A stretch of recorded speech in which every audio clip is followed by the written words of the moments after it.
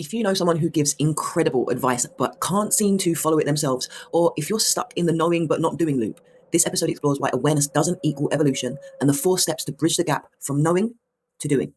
Okay, hey, this is Francisca and this is my mid-crisis life, and today is Monday Mindset.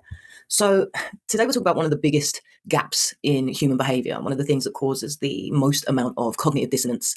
And it's the difference between knowing what to do and actually doing it.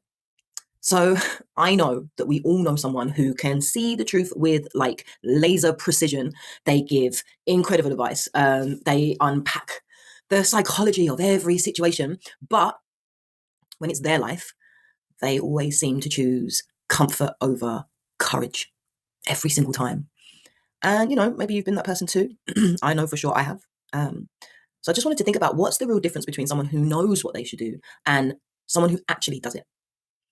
And I think the answer is integration, because knowing what to do, that is intellect. And doing what you want to do, that's embodiment. Because you see, knowledge lives in the head and integration lives in the body. You can't think your way into courage. You have to feel your way through the fear. Because you can understand truth completely. You can see it, you can get it, right? But still not have the nervous system capacity, the capacity in your nervous system to live it. So when people say, I know what I need to do, I just can't seem to do it, what they really mean is, my body still believes it's unsafe to act differently. See, because I think that there's this misconception that the person who knows but doesn't do it is just lazy. But it isn't laziness. They're scared. They're running on a survival mindset, a survival wiring that equates familiarity with safety. Even if the familiar is painful, it feels much safer than the unknown.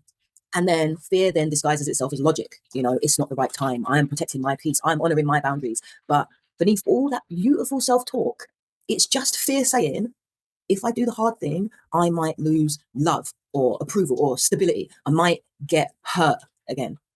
So they choose comfort. Not because they don't know better, but because they don't yet feel safe enough to do better. Because the truth is really that awareness doesn't equal evolution. You can have all the wisdom in the world and still be completely emotionally unevolved, because awareness is insight, right? But integration is tolerance. It's your ability to sit inside the discomfort of doing the right thing without collapsing or numbing or running. And most people don't fail because they lack knowledge. They fail because they've never really built the emotional endurance to stay in discomfort long enough for it to change them. Okay, and then there's the other type of person, the one who feels the fear and does it anyway. See, these people, they've trained their nervous system to stay steady, even when things feel shaky. They've stopped waiting to feel ready and started realizing that readiness is something you build through action. They've moved from self-concept, I want to be brave, to self-trust. I know I'll be okay, even if it hurts. For them, doing the hard thing isn't about being fearless. It's about being honest enough to act even when it's uncomfortable, because they've learned that courage doesn't erase fear. It just stops fear from running the show. So here's the question. How do you move from knowing to doing? How do we move from knowing to doing? So here's the bridge. And I tell you now, it's not sexy. It really isn't, but it's definitely real. So number one, you have to teach your body safety. Take small actions that scare you just enough to grow and then repeat them until your nervous system realizes, oh, I didn't die. Yeah. Number two, you have to reparent your fear. You have to be the parent to that fear. When that inner voice, when that inner child is saying to you, no, don't rock the boat, don't shame that voice. Don't blame that voice. Just say to it, I hear you and I've got this. Okay, number three, you really have to shift your identity, your idea of what your identity is. So stop saying to yourself, to others, I'm someone who avoids conflict, and start saying, actually, I'm someone who tells the truth, even when it shakes things up. Yeah. And number four, it's really important to build emotional tolerance, emotional resilience that comes out of emotional tolerance, learning to stay in those uncomfortable feelings of like guilt and fear and uncertainty or grief without bolting.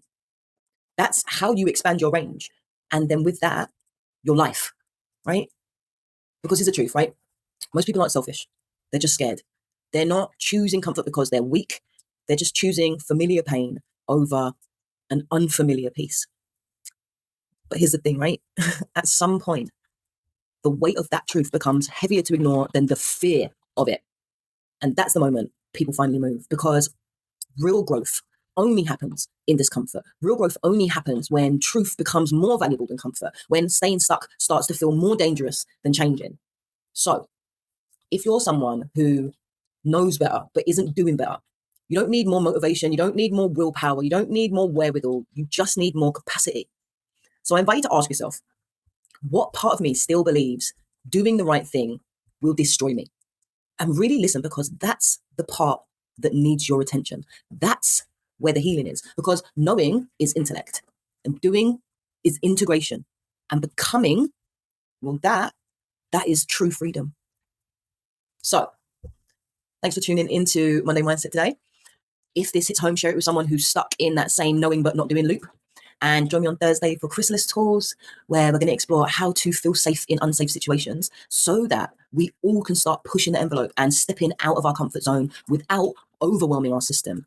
Because even if it's just a trial run, right? Even if you do it in just a trial run, you'll learn what works, what doesn't, what you need to tweak. And most importantly, you will learn that you can.